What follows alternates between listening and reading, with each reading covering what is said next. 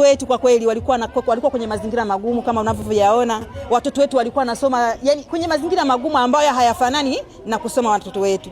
Kwa hiyo tunamshukuru sana. Tunasema mama asiache moyo huo, aendelee kutulea. Hali ya kumwandaa mtoto kwangu itakuwa ni vizuri sana. Kwa sababu nitamwandaa kwa sababu anaingia kwenye mazingira mazuri na nitamwandaa vizuri. Blandina Leonard, darasa la 7. Tulikuwa tunasomea madarasa haya. Sasa tumepata madarasa mapya ambayo kule. Tunashukuru sana na tunawashukuru. Mimi kama mzazi binafsi nafarijika sana kuiona hii shule, kwa sababu watoto wetu walikuwa wanapata shida sana, hususan kipindi cha mvua. Kama vile majengo mnavyoyaona, inapofika kifuku wale watoto wanaloa kwa sababu ya upepo mkali.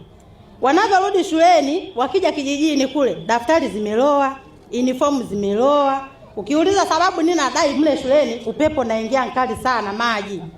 Kwa hiyo mpaka kufikia hii serikali ya awamu ya 6, nashukuru sana. Yaani mama sijui nini nimpe kutokana na jinsi alivyotuboroshea.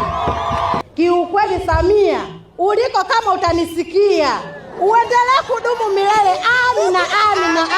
Shukrani zangu nyingi sana za dhati kwa Mama Samia Suluhu Hassan, Rais wa awamu ya 6 wa Tanzania, kutokana na mambo mazuri ambayo ametufanyia, kutokana na shule yetu jinsi ilivyokawa chakavu mpaka hivi sasa tunaiona shule mzuri ambayo ni mzuri zaidi.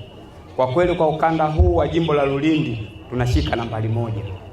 Tunamshukuru sana Mama Samia, kwa maana watoto wetu walikuwa wanataabika sana wakati wa masomo.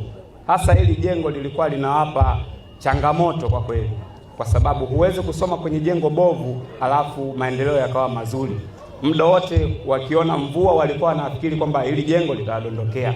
Lakini kwa sasa naamini watoto wetu watasoma vema kwa furaha, kwa kujiamini, wakijua kwamba kazi hii imefanyika na Mama Samia Suluhu Hassan.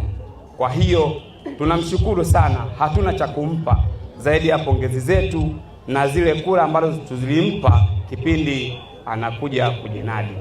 Ninawaomba sana tuendelee kuwa na imani na serikali yetu ya awamu ya 6. Tuendelee kuisemea, tuendelee kushirikiana na serikali yetu kwa ajili ya maendeleo. Na tulivyoshirikiana na kupendana sisi serikali na nyie wananchi wenzetu, na ndio maana tunapata maendeleo namna hii.